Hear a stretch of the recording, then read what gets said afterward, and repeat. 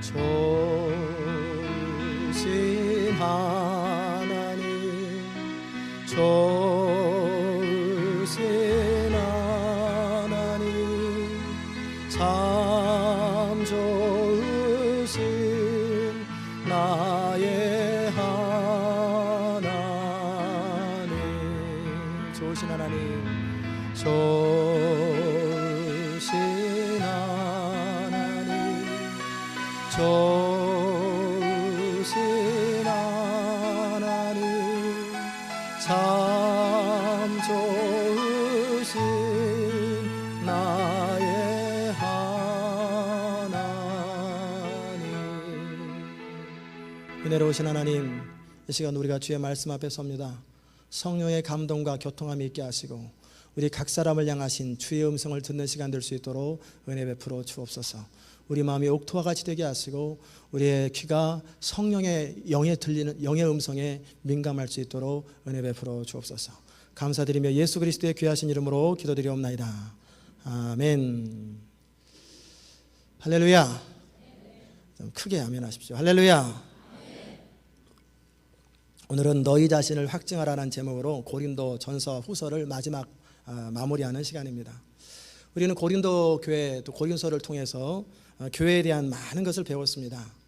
또 사도 바울이 쓴 고린도 편지를 보면서 우리가 살고 있는 지역교회들, 이민교회들의 모습을 보는 것 같았어요. 참 교회에 아픔도 많고 다툼도 많고 갈등도 많고 비방도 많고 루머 만들어내기도 하고 깨어지고 갈라지고, 이게 고린도 교회였어요. 은사도 많고 능력도 많고 열심도 많고 강하고, 그러지만 여러 가지 교회 문제들을 안고 있었던 것이 고린도 교회였어요. 우리는 그 부분을 다 다루면서 교회는 어떠해야 되는지, 어디로 가야 되는지, 또 우리가 무엇을 해야 하는지 그것들을 배웠습니다. 오늘은 그 마지막 시간입니다. 여러분과 저는 예수를 믿으면서 무슨 마음이 있냐면 예수 믿고 살면서 행복하기를 원해요. 아멘.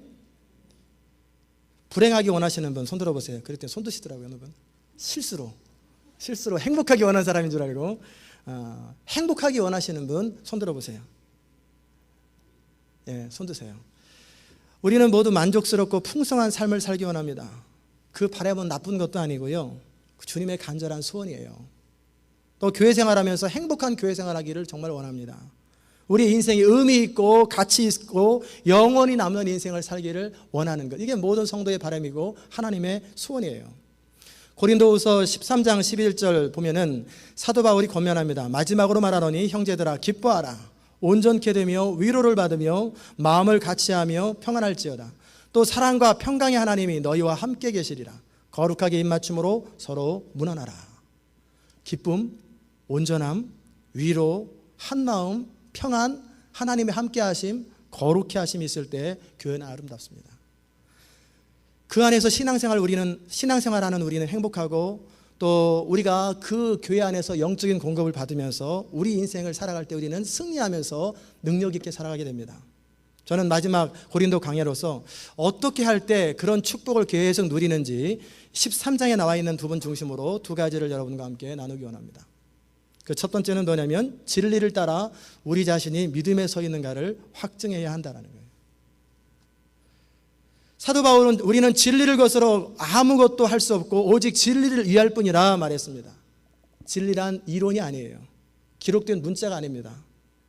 진리는 삶이요, 진리는 생명입니다. 예수 그리스도의 생명이에요. 진리는 하나님 아버지의 뜻입니다. 예수 그리스도 그분은 하나님 아버지의 뜻, 즉 진리를 위해서 삶을 걸었고 그 진리대로 죽으셨고 진리대로 살아나셨습니다. 그렇게 하나님께 온전히 자기를 부인하고 살아갈 때 하나님은 그를 지극히 높여서 만유의 머리가 되게 하셨어요.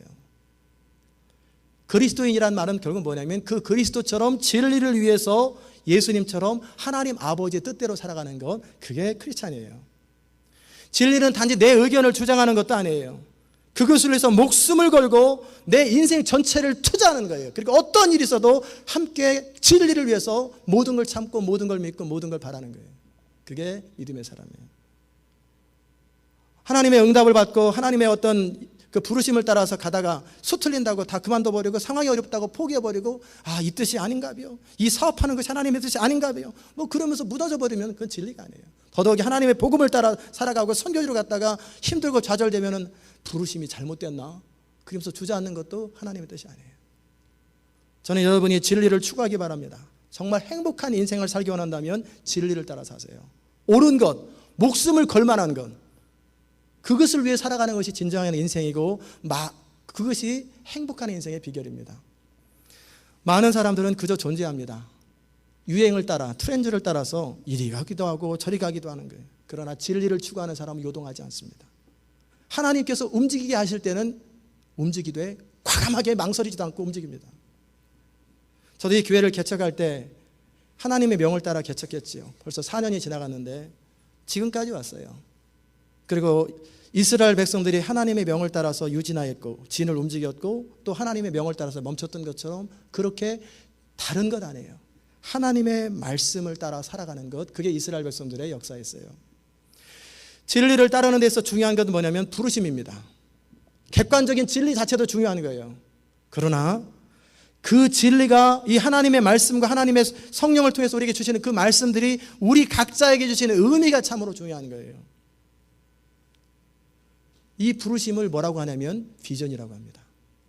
내가 왜 살고 왜 여기 있고 나를 향한 하나님의 뜻은 무엇이며 내 인생을 통해서 진정 이루어야 할 것이 무엇이며 지금 우리를 향한 하나님의 부르심이 어딘가를 정확하게 할 때 그 사람은 초점이 맞춰지는 거예요. 포커스가 맞춰지고 그 안에 열정이 생기고 그 안에 믿음이 생기는 거예요. 많은 사람들이 나는 왜 인생에 열정이 없습니까? 나는 믿음이 없는 것 같아요. 왜 그러냐? 비전이 없어서 그래요. 비전이 있어야 거기에 인생의 포커스가 맞춰지고 그리고 하나님의 분명한 음성을 듣고 부르심이 있기 때문에 거기에 타협할 수 없는 믿음의 도전이 있는 것이고 그렇게 할 때 인생은 강력한 인생이 되는 거예요. 그저 따라다니는 인생은 열정이 없어요. 믿음이 생기지 아니하고 확신이 없습니다. 잠언 29장에 보면 이렇게 분명히 선포합니다. 묵시가 없으면 백성이 방자히 행하거니와. 묵시라는 말은 비전을 말해요. 계시. 하나님으로부터 온 말씀이 계시가 묵시가 없으면 이 부르심이 없으면 사람들은 함부로 자기 소견에 오른 대로 그때그때 형편대로 결정한다는 거예요. 저 역시도 마찬가지입니다.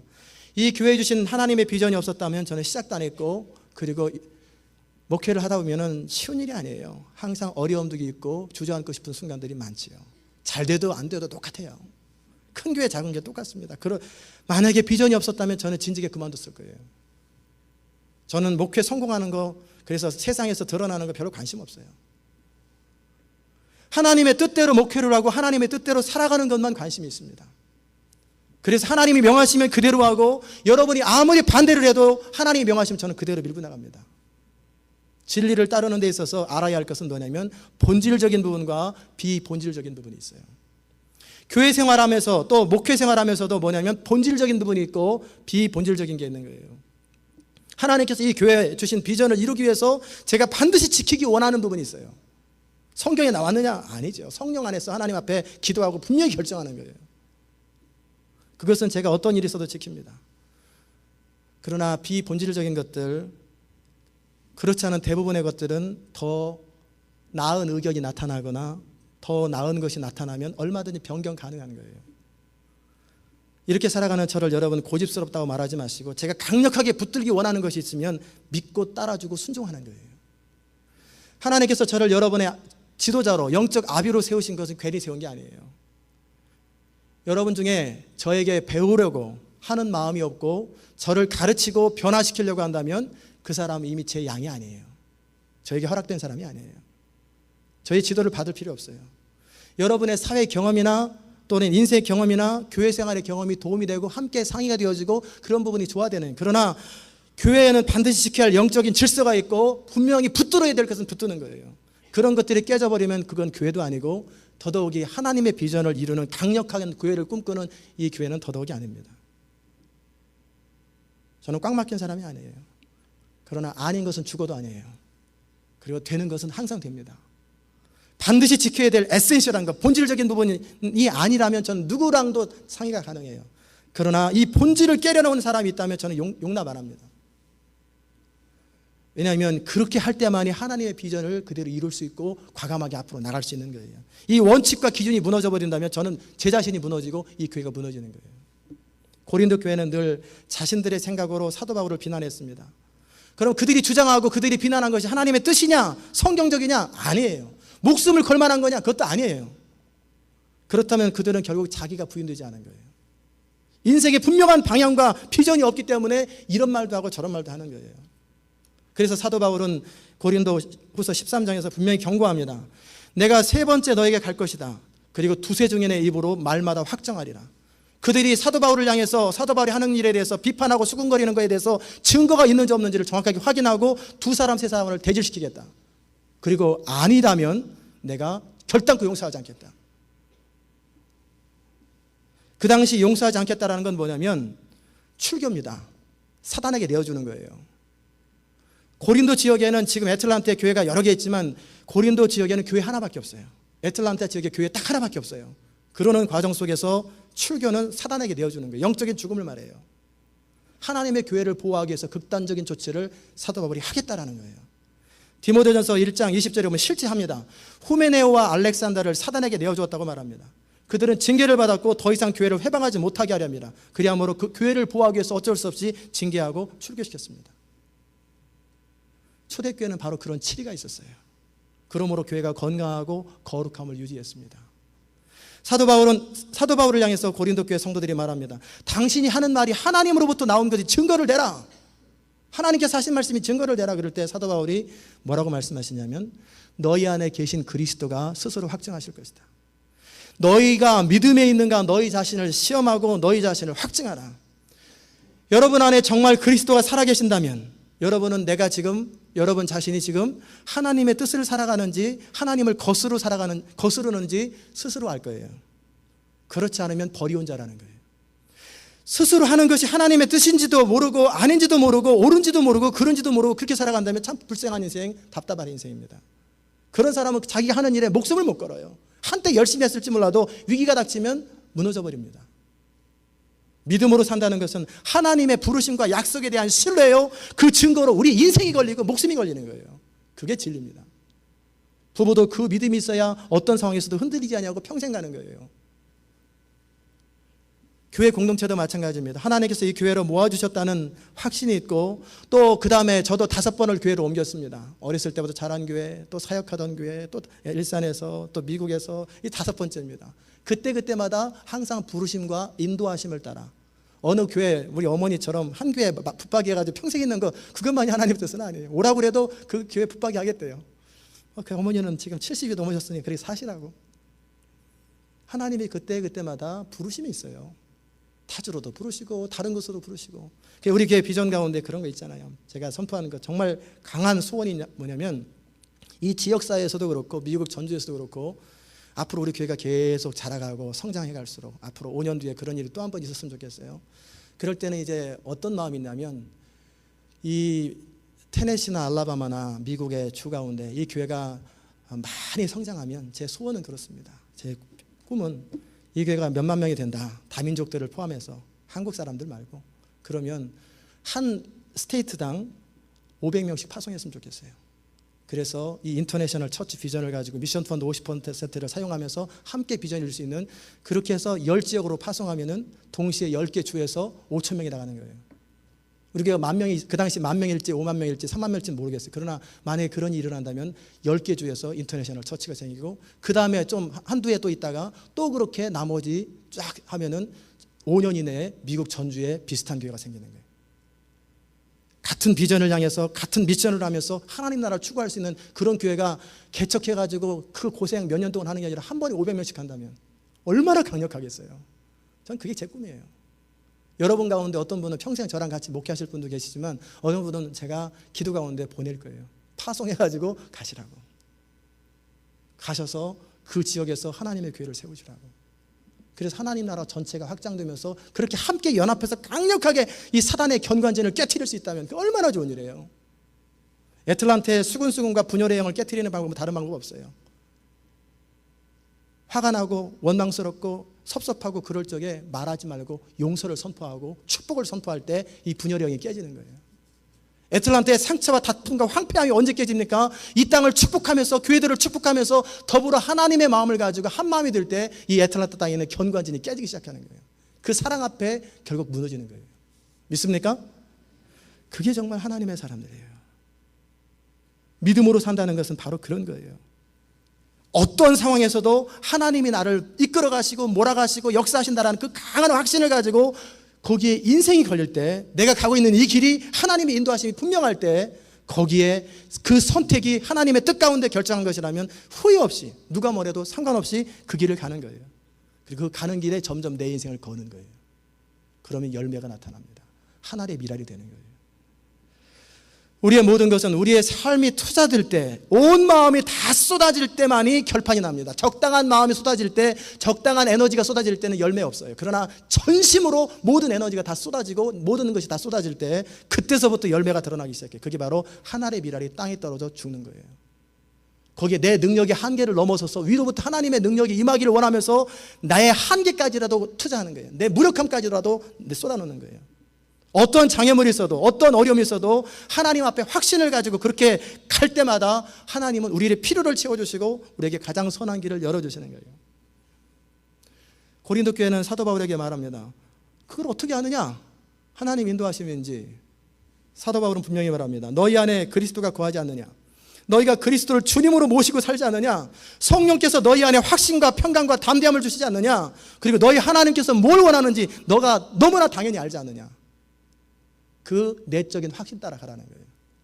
그렇지 않으면 너희는 버리운 자니라. 그런 확신이 없으면 너희는 잘못 가고 있느니라. 우리 삶의 모든 결정을 늘 하나님 앞에 하는 거예요. 그 삶은 하나님 앞에서 결정이 되는 거예요. 이미 말씀드렸던 우리 부목사님이, 함정현 목사님이 이런 분명한 하나님의 뜻을 따라 이민 목회를 시작하게 됩니다. 저는 분명히 확인했어요. 그게 하나님으로부터 온 확신이냐? 이것은 다른 어떤 이유 때문이 아니라 그 목사님 자신을 위해서 하는 질문이었어요. 위기 때, 어려울 때, 그리고 나를 실망시키는 사람들이 있을 때 하나님으로부터 온 확신이 없으면 다 무너져 버립니다. 그때 무너져요. 그렇기 때문에 분명하냐 그럴 때 정확하게 그렇다. 저는 그 부목사님의 말씀을 믿습니다. 그렇다면 담대함을 가져라. 확신을 가져라. 그 길이 하나님의 부르심이 분명하다면 하나님의 선하심과 인도하심과 평강이 함께할 것이다. 때때로 오해도 받을 거다. 때로는 누명도 쓸 것이다. 그러나 그것이 하나님의 뜻이라면 담대하게 가라. 흔들리지 마라. 과감하게 앞으로 가는 거예요. 말씀을 들으신 여러분이 사업을 하든 이사를 하든 교회를 결정하든 기타 어떤 것을 하든 감정이나 기분 따라 하지 마세요. 분명한 하나님의 뜻을 따라 할 때 그때 하나님 앞에 평강이 있고 확신이 있는 거예요. 저는 여러분의 생애가 평생 동안 그렇게 되시기를 주의 이름으로 축원합니다. 두 번째는 뭐냐면 주 예수 그리스도의 은혜와 하나님의 사랑과 성령의 교통함이 있어야 된다는 거예요. 사도 바울은 그 참 속시기는 고린도 교회를 향해서, 그 성도들을 향해서 그래도 굉장한 축복을 합니다. 많이 듣던 것 같잖아요. 주 예수 그리스도의 은혜와 하나님의 사랑과 성령의 교통함이 있을지어다. 이제는 우리 주 예수 그리스도의 이제는이 들어가야 그건가 보다. 이제는 우리 주 그거예요. 제가 매 주일 예배 후에 하는 축복 기도입니다. 그러므로 여러분 이 축복은 굉장히 중요한 축복이에요. 그러면 여러분의 축복 기도를 빼먹고 가서 음식 준비하거나 딴 데 가서 이거 하지 마세요. 사활을 걸고 축복 기도할 적에는 아멘 그렇습니다. 나는 하나님의 은혜, 예수 그리스도의 은혜가 필요합니다. 나는 사랑이 필요합니다. 하나님의 사랑이 필요합니다. 그리고 성령과의 교통함이 필요합니다. 아멘 아멘. 그러면서 아멘으로 축복을 받을 때 아론에게 말씀하신 것처럼 주의 종이 여러분에게 축복할 때 그 축복이 여러분의 믿음을 통해서 그대로 현실로 발생하는 거예요. 그 세 가지를 은혜, 사랑, 교통함을 함께 다룹니다. 첫째, 주 예수 그리스도의 은혜가 넘치도록 고린도 교회를 축복했어요. 신앙생활하면서 가장 기초가 되는 게 뭐냐면 우리 마음은 가장 깊은 곳에서 놓치지 말아야 될 건 은혜예요. 은혜라는 말은 뭐냐면 받을 자격이 없는 사람에게 주어지는 거예요. 우리가 아직 원수되었을 때 그리스도께서 죽으심으로 우리에게 베풀어 주는 건, 우리는 아무것도 받을 자격이 없는데 하나님의 은혜로 값없이 허락된 건, 그것이 은혜예요. 나는 이 구렁텅이에서, 이 칠흑 같은 어둠에서 벗어날 수 있는 방법이 없고 아무런 조건이 없는데 하나님이 나를 건져주신 것, 나 같은 사람을 사랑하셔서 자녀 삼아주신 것, 이 그리스도를 보내주신 것, 이게 은혜라는 거예요. 집 나간 아들처럼 내 인생을 내 마음대로 하고 싶고 내 기분대로 하고 싶고 허랑방탕하고 낭비하고, 그때는 한참은 좋았는데, 그럴 때는 폼나고 돈 가졌을 땐 좋았는데 이제 다 떨어지고 나고 돼지의 쥐염 열매를 먹으면서 더 이상 나는 소망이 없다, 넌 더 이상 대책이 없다. 그러면서 마음속에 그래도 내 아버지 종들은 나보다 낫다, 그리고 아버지 집에 터덜터덜 자존심도 상하고 마음에 아픔도 있고, 그렇지만 이런 모든 걸 넘어서서 나는 아버지께로 가야 된다. 그렇게 내려갈 아버지 집을 향해 갈 때 동구밭에서 기다리시는 그 아버지, 그 아들의 돌아옴을 기다리고 서 있는 그 아버지의 마음, 그 사랑을 받는 아들에게 있어서 그것은 은혜입니다. 우리가 어떤 상황, 어떤 처지에서도 버틸 수 있고 믿음의 배짱을 누릴 수 있는 건 뭐냐면 이 은혜를 아는 사람이에요. 이 은혜를 아는 사람. 이 은혜를 아는 사람은 더 이상 두려움에 빠지지 않습니다. 더 이상 자신의 연약함 때문에 눌리지 않아요. 이 은혜를 아는 사람은 다른 사람을 향해서 비판하거나 정죄하지 않습니다. 너가 잘못됐어, 너 잘했어, 그거 중요하지 않아요. 가르쳐 줄 수는 있고 깨우쳐 줄 수는 있고 그렇게 훈계할 수는 있어요. 그러나 그건 넘어서는 거예요. 왜냐하면 나도 부족한 걸 알기 때문에 그래요. 은혜를 아는 사람은 더 이상 자기를 자랑하지 않습니다. 은혜를 아는 사람은 더 이상 시기나 질투를 하지 않습니다. 왜냐하면 내가 누군 줄 알아요. 내 바닥이 누군 줄 알고 내 한계가 뭔 줄 알고, 나도 지금이라도 하나님이 내려놓으면 나는 대책 없는 소망 없는 인생인 걸 알기 때문에 내 코가 석자기 때문에 다른 사람 그렇게 판단하거나 시기할 그럴 형편이 안 돼요. 사도 바울은 교회를 핍박했던 사람입니다. 하나님을 대적하며 하나님의 뜻을 거슬러 하나님의 사람들을 잡아 죽인 사람이에요. 당장 쳐서 요절을 해야 되는데 하나님은 그렇게 안 하시고 불쌍히 여기시고 그를 사도로 부르셨어요. 그가 저지른 죄에도 불구하고 그에게 베푸신 그 하나님의 용서를 경험한 사도 바울은 일평생 그 은혜를 보답하고 그 은혜만을 전하는 은혜의 사도가 된 거예요. 여러분, 은혜를 아십니까? 여러분이 하나님의 그 한량없는 은혜를 아십니까? 그 은혜를 안다면 여러분은 더 이상 좌절할 필요 없어요. 더 이상 두려워할 필요 없어요. 내가 어떤 조건을 갖추고 내가 뭐를 했기 때문에, 내 능력이 있기 때문에가 아니라 나는 아무런 조건도 없고 자격도 없고 그냥 무너져 있는 그때라 할지라도 위를 향해서 내가 산을 향해 눈을 돌리라. 나의 도움이 어디서 올고, 주님 나를 도우소서, 나를 불쌍히 여기소서, 나를 치유하소서, 나를 이 문제를 해결해 주소서 하고 하나님 앞에 엎드릴 때, 중심으로 엎드릴 때 나를 언제든지 신실하게 건져줄 수 있는 그 하나님을 아는, 그 은혜를 아는 사람은 담대한 거예요. 그 사람들은 자기 의를 드러내지도 않습니다.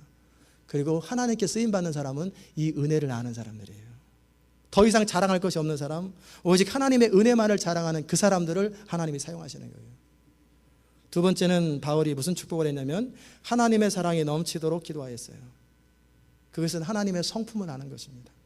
하나님의 오래 참으심과 온유하심과 자비하심을 아는 거예요. 우리는 신실하지 못해도 우리에게 좋은 것 주시는 그 하나님, 그 하나님의 사랑을 아는 것은 축복입니다. 우리를 사랑하시기 때문에 우리를 향하여 근실히 징계하시고, 우리가 어그러지고 잘못된 길을 갈 때 경고하시고, 때로는 사람 막대기와 인생 채찍으로 우리를 다루시고, 우리가 바로 서기 원하시는 그 하나님의 사랑을 아는 사람은 행복합니다. 이스라엘 백성들은 그 하나님의 사랑을 늘 오해하였어요. 하나님이 도대체 우리를 언제 사랑했나? 하나님은 맨날 심판만 하고 혼내기만 한다. 이스라엘 백성들이 늘 원망하고 불평했는데 그들이 넘어졌던 건 뭐냐면 하나님의 사랑의 특성이 뭔지를 몰랐던 거예요. 이스라엘 백성들은 자신의 욕구를 채워주고 자신의 필요를 늘 공급해주는 하나님, 그들의 입장에서, 자신들의 입장에서 항상 하나님께서 맞춰주기 원하시는 그런 사랑을 요구했어요. 그런 하나님은 그런 사랑을 하지 않았습니다. 온전한 사랑을 했어요. 진리에 기초한 사랑, 성숙한 사랑을 하셨어요. 이스라엘 백성들은 젖먹이처럼 어린아이처럼 그렇게 자신들의 입장에서 사랑을 요구했지만 하나님은 온전한 사랑, 성숙한 사랑을 줬어요. 그래서 징계할 때는 아시리아에게, 바벨론에게 포로로 하게 하고 종살이하게 하고 많은 다른 민족의 침입을 받게 하고 압박을 받게 하고 핍박을 받게 하고, 그들이 불신앙으로 원망하고 불평할 때는 광야에서 그들을 죽게 하심으로 사랑을 표현했어요. 그리고 그 자손들을 가나안 땅에 들이시는 거예요. 한 번도 그들을 포기하시거나 마음으로부터 미워한 적이 없으셨던 그 하나님, 심지어는 예수 그리스도를 거절하는 유대인들조차, 그들의 후손이 유대인들이잖아요. 하나님의 아들을 십자가에 못 박힌 그들이라 할지라도 지금까지 포기하지 아니하시고 여전히 기다리시고 마지막 때 성경은 그 이스라엘이 회복될 거라고 말씀하셨어요. 그 사랑을 아는 거예요. 우리가 그 끈질긴 하나님의 사랑을 알고 성숙한 사랑을 안다는 건 더 이상 젖먹이처럼 하나님께 요구하는 칭얼거리는 사랑을 요구하는 것이 아니라 정말 하나님의 사랑을 아는 사람은 이제 하나님의 마음을 압니다. 그리고 잃어버린 자를 향하신 그 안타까움, 지금도 전 세계 대부분의 사람들이 죽어가고 있는데 이것을 안타까이 여기며 사도 바울과 같이 모든 삶을 추슬러서 하나님 나라 그 영광을 추구하는 거예요. 고린도 교회에 향한 축복이 바로 그런 축복이에요. 하나님의 사랑을 알고 그 사랑을 누려라. 세 번째 축복은 뭐였냐면 성령의 교통하심이 넘치기를 기도했어요. 우리가 신앙생활하면서 필수적인 것은 성령과의 교통이에요. 교통은 뭐냐면 교제와 커뮤니케이션, 의사소통을 말합니다. 성령님과의 친밀한 교제를 통해서 우리를 인도하시는 그 손길을 경험하고 그 성령님을 통해서 하나님께서 우리를 통해 뭘 하기 원하는지 정확하게 들을 줄 알고 그리고 그 음성 앞에 순종하며 그 뜻을 이루어드리는 것, 그게 성령의 사람이에요. 기도를 해도 내 나름대로 알아서 하나님 어쩌고 저쩌고 혼자 하다가 혼자 예수님의 이름으로 기도하면 그건 기도 아니에요. 주문이에요, 주문. 성령 안에서 기도하는 거예요. 처음에는 그렇게 기도하기 시작할지 몰라도 하나님 앞에 늘 맡겨드리며 성령의 인도를 따라 기도를 하는 거예요. 목회를 해도 내 나름대로 열심히 하는 것 아니라 성령을 따라 목회를 하는 거, 성령을 따라 선교를 하는 거예요. 내가 사업을 할 때도 그냥 열심히 하는 게 아니라 성령을 따라 사업을 하는 거예요. 우리가 성품을 개발하는 것도 우리 스스로 노력해야 성품 안 개발돼요. 스스로 포장만 하고 가장만 하고 겉으로는 근사한데 결국 속에 있는 더러운 것들이 어느 순간 털어나오면 사람들이 실망하잖아요. 우리 성품 우리 스스로 개발 못합니다. 오직 하나님의 성령의 인도하심과 도우심으로만 우리 성품이 개발되는 거예요. 우리가 나의 한계를 극복하며 하나님의 충성된 군사가 되는 것도 스스로 안 됩니다. 하나님의 성령의 인도와 새롭게 하심이 있을 때만 이게 가능한 거예요. 그 어떤 것도 성령님을 모시지 아니하고 성령님과 교통함이 없이는 아무것도 되는 것이 없어요. 그래서 예수님의 제자들에게 예수님 뭐라고 말씀하셨냐면 내가 너희를 떠나는 것이 유익하다. 내가 보혜사를 너에게 보내시겠다. 그래 그가 너희를 인도할 것이요 너희를 도와줄 것이다. 우리가 올바른 신앙생활, 올바른 인생을 살아가면서 절대적인 것은 그 성령을 따르는 거예요. 그 성령님과 교통함이 넘칠 때 우리는 드디어 하나님의 일을 할 수 있는 것입니다. 그 성령님은 우리가 언제 경험할 수 있습니까? 성령님은 의지의 제한을 받으신다 그랬잖아요. 우리가 고집 부리고 있고 우리 생각에 가득 차 있고 어떤 것을 계속 집착하고 있으면 성령의 음성이 안 들립니다. 그리고 성령이 돕지 못합니다. 왜? 우리 인격을 무시하지 않기 때문에. 우리가 의지를 내어 맡기고 진심으로 원할 때 순종하기를 원하고 도와주시기를 원하고 우리를 통해서 일하기 원하실 때만이 그때 성령이 역사하고 말씀 주시고 우리를 인도하는 거예요. 우리가 중심으로 듣기를 원할 때만이 하나님의 우리에게 말씀하시고 우리와 교제하시는 분이세요. 그러면 우리의 마음을 열지 않으면 성령님은 우리와 함께하지 않으세요. 우리 속에 거하긴 하지만 그 성령님과 교통함은 없다라는 거예요. 그러기에 그 성령님을 모셔드리고 환영하고 인정할 때 성령을 따르는 삶, 승리하는 크리스찬의 삶을 살 수 있는 거예요. 그 성령을 떠날 때는 우리는 항상 패배하고 결국 무너질 것입니다. 그러나 그 성령을 따라 살게 되면 우리는 언제나 승리하는 삶을 살고 형통한 인생을 살게 될 것을 여러분이 믿으시기 바랍니다. 사랑하는 성도 여러분, 오늘 저는 행복한 인생, 온전한 인생을 살아감에 있어서 중요한 두 가지를 말씀드렸어요. 하나는 진리를 따라 살아가는 것, 진리를 거스르지 않는 것, 하나님의 뜻을 거스르지 않는 것, 하나님 앞에서 믿음을 따라 살아가는 것. 그렇게 살아갈 때 우리 삶은 항상 당당해요. 항상 떳떳합니다. 그런 사람들 스스로 꺼리낌이 없을 때, 아무런 하나님 앞에서 꺼리낌이 없을 때 하나님의 도움의 손길이 있는 거예요. 미국에서 남북전쟁을 할 때 북군이 밀리고 있었어요. 그때 기도의 사람 링컨에게 하나님께서 사람들이 얘기했어요. 장군, 하나님께 기도해서 우리 북군이 이기도록 해주십시오. 그럴 때 링컨이 뭐라고 그랬냐면 하나님께서 우리 편이 되어주는 게 중요한 게 아니다. 중요한 것은 우리가 하나님 편인가 아닌가를 확증하라는 거예요. 그렇습니다. 우리는 언제나 진리가 되시는 하나님 편이 될 때 우리는 진정 하나님의 사람으로 후회 없는 인생을 살게 될 것입니다. 그리고 그 진리를 따라 살아가는 데 있어서 주께서 주시는 축복은 주 예수 그리스도의 은혜가 흘러넘쳐요. 그리고 기뻐하게 되고 즐거워하게 되고 떳떳하고 당당한 거예요. 그러기에 호화로운 궁궐에 있든지 초가 삼칸에 있든지 항상 마음에 기쁨과 감격이 넘쳐나는 거예요. 물론 우리가 잘못할 때 때로는 진리를 거스를 때가 있지. 그러면 즉시 회개하고 돌이키고 용서를 구하고 다시 출발하면 돼요. 넘어진 곳에서 다시 출발하면 돼요. 그렇게 당당하게 살아갈 때 정말 하나님의 은혜가 흘러넘치는 거예요. 그리고 동시에 그 하나님의 사랑을 날마다 추구하고 십자가를 통해서 우리를 사랑하신 그 사랑의 깊이와 넓이와 높이와 길이를 추구하는 그 삶을 살아가는 거예요. 그리고 성령을 추구하며 사는 거예요. 그렇게 할 때 우리는 후회 없는 인생을 살게 되고 이 땅에서도 열매 맺는 인생이 되는 거예요. 저는 오늘 말씀을 들은 여러분이 진리를 따라 사는 사람 되기 바랍니다. 하나님의 사람으로 일평생 살고자 원하시는 여러분에게 하나님의 평강이 넘치시기를 주의 이름으로 축원합니다. 기도하십시다. 은혜로우신 아버지 하나님 감사합니다. 우리가 일생을 살아가는 동안에 공중에 떠다니는 먼지처럼 그때그때 상황에 따라 이리 갔다가 저리 갔다 그런 인생 되지 말게 하시고 우리의 걸음에는 늘 하나님과의 관계 속에서 분명한 하나님의 진리와 하나님의 뜻을 따라 내적인 확신과 평강을 가지고 그 부르심의 소망을 따라서 일생을 살 수 있도록 은혜 베풀어 주시옵소서. 우리가 사업을 하든 자녀를 키우든 무슨 일이든 부족하면 부족한 대로 연약하면 연약한 대로 그대로 하나님 앞에 아뢰고 아닌 건 아니라고 하고 언제든지 잘못 갔다면 주님 제가 잘못 갔습니다 하고 돌이키고 넘어진 곳에서 새로 시작하는 그런 축복, 그리함으로 진리를 따라 성령을 따라 살아가는 그런 축복을 경험하게 하여 주옵소서. 우리 주님 예수 그리스도의 귀하신 이름으로 기도드리옵나이다. 아멘.